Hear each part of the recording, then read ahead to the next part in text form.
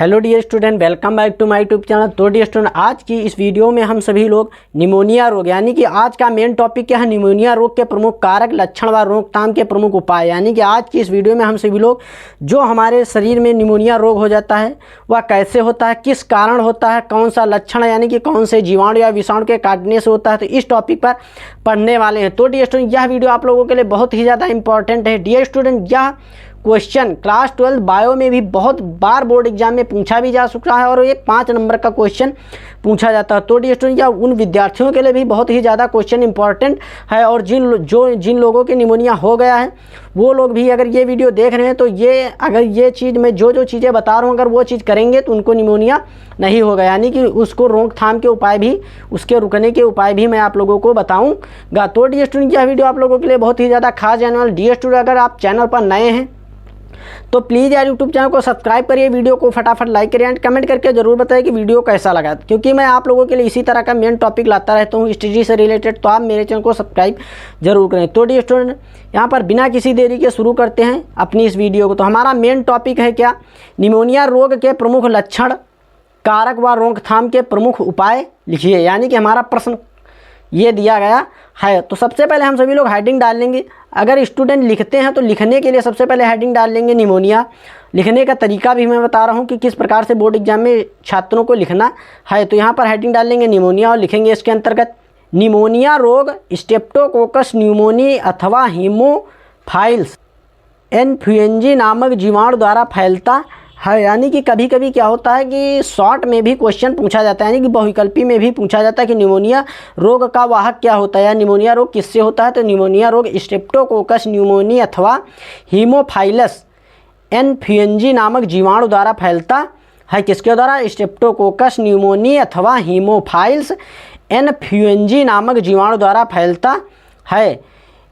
इस जीवाणु का संक्रमण फेफड़ों में होता है। यानी कि निमोनिया कहाँ होती है? फेफड़ों में हो जाती है, जिससे हमें क्या होता है कि सांस लेने में हमें बहुत ज़्यादा प्रॉब्लम होती है और हम अच्छे से सांस नहीं ले पाते हैं, जिससे मनुष्य को सांस लेने में बहुत कठिनाई होती है।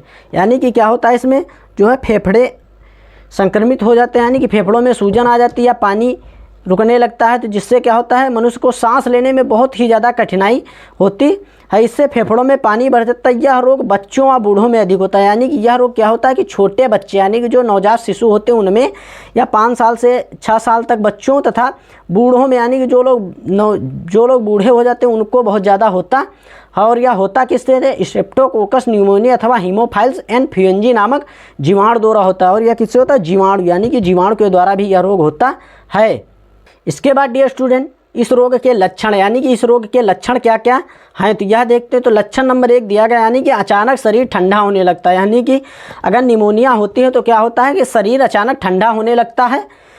खांसी आना, जुकाम होना व तीव्र कंपकपी के साथ ज्वर आना। ज्वर का मतलब भी बुखार ही होता है। यानी कि खांसी भी आने लगती, जुकाम होने लगता है, तीव्र यानी कि बहुत ज़्यादा ठंडी के साथ, यानी कि पूरा शरीर कांपता रहता है और उस ठंडी के साथ ही बहुत तेज़ी से बुखार आता है। यह रोग रोगी के गिलास, बर्तन व खाद्य जल के ग्रहण करने से भी होता है। यानी कि यह रोग क्या होता है कि अगर जो व्यक्ति निमोनिया से पॉजिटिव है, जिस व्यक्ति को निमोनिया है, अगर आप उस व्यक्ति के बर्तन या गिलास या खाद्य पदार्थों को आप स्पर्श करते हैं तो आपको भी निमोनिया हो सकता है। नंबर 4 दिया गया है, रोगी के थूक के द्वारा होता है। यानी कि रोगी का जो है थूक अगर पड़ा, अगर आप उस पर पैर रख दिया तो आपको भी निमोनिया हो जाएगा। इसलिए क्या होता है कि रोगी को बिल्कुल किसी डस्टबिन में थुकाना चाहिए, बाहर मत थूकना चाहिए। नंबर 5 पर हमारा लक्षण दिया गया है, अधिक संक्रमण होने पर रोगी के होंठ व नाखून नीले पड़ जाते हैं। यानी कि जब बहुत अधिक मात्रा में संक्रमण बढ़ने लगता है, यानी कि अपने आखिरी स्टेज पर पहुँच जाता है ये संक्रमण, तो क्या होता है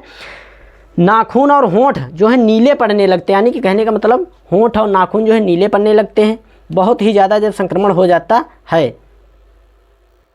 इसके बाद ये स्टूडेंट रोकथाम एवं उपचार, यानी कि निमोनिया रोग के रोकथाम एवं उपचार क्या है। यानी कि कहने का आशय मेरा यह है कि निमोनिया रोग से किस प्रकार से बचा जा सकता है, यानी कि यह रोग हमें ना हो, इस रोग से हमें बचने के लिए क्या क्या उपाय करने हैं, कौन कौन से तौर तरीके अपनाने हैं, तो यह देखते हैं। तो हमारा नंबर 1 पर दिया गया है व्यक्तिगत स्वच्छता। यानी कि हमें आपस में संबंध जो है, यानी कि घर में रहने वाले व्यक्तियों के बीच में स्वच्छता होनी चाहिए। यानी कि व्यक्तिगत सुरक्षता, यानी कि व्यक्तियों के द्वारा किसी भी प्रकार की गंदगी नहीं होनी चाहिए। यानी कि व्यक्तिगत स्वच्छता से शरीर को साफ रखना चाहिए, यानी कि अपने शरीर में किसी भी प्रकार की कोई दिक्कत नहीं होनी चाहिए। आपको शरीर को अपने स्वच्छ व साफ रखना चाहिए, किसी भी प्रकार की गंदगी नहीं रहनी चाहिए आपके शरीर में या आपके आसपास। फल व सब्जियों को साफ करके उपयोग करना चाहिए, यानी कि कहने का मेरा आशय यह है कि जितने भी फल और सब्जियों को खाएं तो उनको अच्छी तरीके से धुल लें या उनको देख लें कि कोई भी बेकार या सड़ा हुआ तो नहीं है, यानी कि अच्छी प्रकार की फल व सब्जियों का यूज करें। संक्रमित व्यक्ति से दूर रहना चाहिए, यानी कि जिस भी व्यक्ति को निमोनिया हो जाए तो उस व्यक्ति से हमें दूरी बनाए रखना चाहिए, क्योंकि यह क्या होता है कि स्पर्श करने से यानी कि रोगी के टच में रहने से भी यह रोग होता है। तो हमें इस रोग से बचने के लिए हमें उस रोगी से दूर रहना चाहिए। नंबर 5 पर हमारा दिया गया है एरिथ्रोमाइसिन व टेट्रासाइक्लिन एंटीबायोटिक दवाई लेने से इस रोग में लाभ होता है। अगर पूछ दिया जाए कि निमोनिया रोग में कौन सी दवाई यूज की जाती है या कौन सा एंटीबायोटिक लिया जाता है, तो क्या आप बताएंगे? एरिथ्रोमाइसिन व टेट्रासाइक्लिन एंटीबायोटिक की दवाई लेने से जो है इस रोग में हमें राहत मिलती है। तो डियर स्टूडेंट, ये हमारा मेन टॉपिक था निमोनिया, जो कि अब खत्म हो रहा है। तो डियर स्टूडेंट, उम्मीद करता हूं कि आप लोगों निमोनिया के बारे में अच्छे से समझ गए होंगे। तो डियर स्टूडेंट, अगर आपने अभी तक हमारे यूट्यूब चैनल को सब्सक्राइब नहीं किया तो प्लीज़ यार यूट्यूब चैनल को सब्सक्राइब करिए, फटाफट वीडियो को लाइक करिए, कमेंट करके ज़रूर बताएं कि आप लोगों को वीडियो